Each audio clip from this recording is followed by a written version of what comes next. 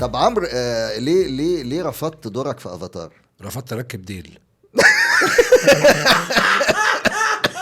فاخترت شخصيه البنت اللي كانت قصاده. لا رفضتها برضه. كان عندك برضه سؤال انت يا عمرو على بالنسبه إيه؟ لعمرو؟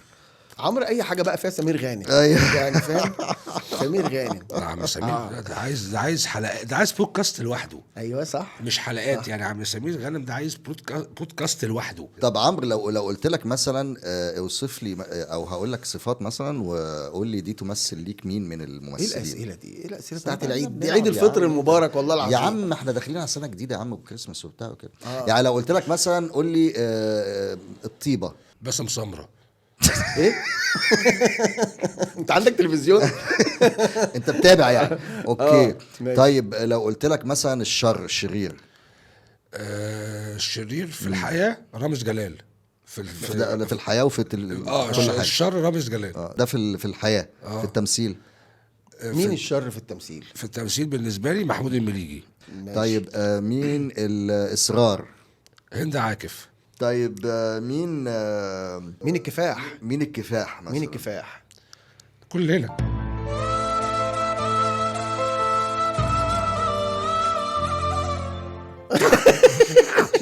كلنا بلا استثناء مكافح. عايزك طيب. تبص للكاميرا دي كلنا. نتكلم عن الكفاح. طيب مين كريم كراميل الدراما؟ ايمان العاصي.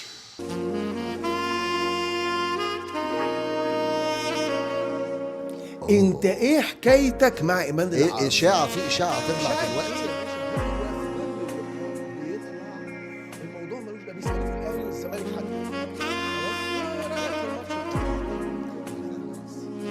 ايوه اتفضل. ايوه ايه بقى؟ اتفضل بس. ايه؟ هيبقى ايه؟ هيموت والله العظيم هيموت. طب لو قلت لك اسماء فنانين وتبقى المرادف بتاعها في صفات. انت مصمم. لو قلت لك ايمان العاصي، كريم كراميل.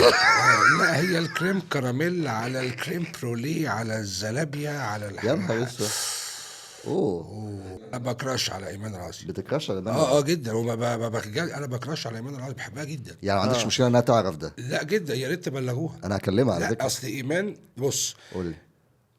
اليت، امرايا، ايوه كيوتي، أيوة. لطيفه، دمها خفيف. كل كوكتيل ده بقى. انت هتعيط ولا ايه؟ لا هو صرح.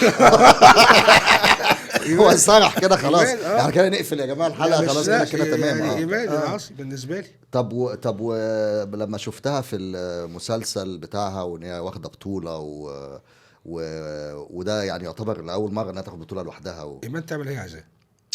يعني يعني انبسطت لها طبعا ولا حبيبتي حسيت واخده بطوله اقول لها لا لازم ابارك لها. هل فعلا الاخبار اللي سمعناها انه كان في شد بينكم وزعلت انها ما جبتكش بطل قدامها في دور ابنها الصغير؟ ما دام مش هي لا على فكره انت معلوماتك ناقصه. أيوة. لان هم عملوا كذا بروفا. بس هو يعني فاهم عمرو كان في مشهد الشيله ده كانت صح. فالبنت انا هقول لكم رد غير متوقع. للاسف أيوة. هم يعني خافوا على ايمان عشان اما وزنوا عمرو لقوا طبعا ان الموضوع بيوزن. عايز ونش عشان انا اللقطه. هقول لكم رد غير متوقع. ايه بقى؟ كده علينا ولا ايه؟ ايمان العاصي ما دام هي نجحت كأن انا نجحت بالظبط.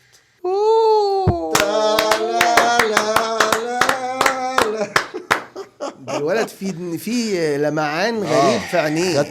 خدت بالك ايه ده؟ في بريق في عينيه. ايوه بريق في عينيه. بريق فعلا. نعم. اوكي. طب يعني لو دلوقتي قلنا ايمان العاصي اتقدمت لك، الفوبيا بتاعتك من الجواز هتروح؟ تدغدغ.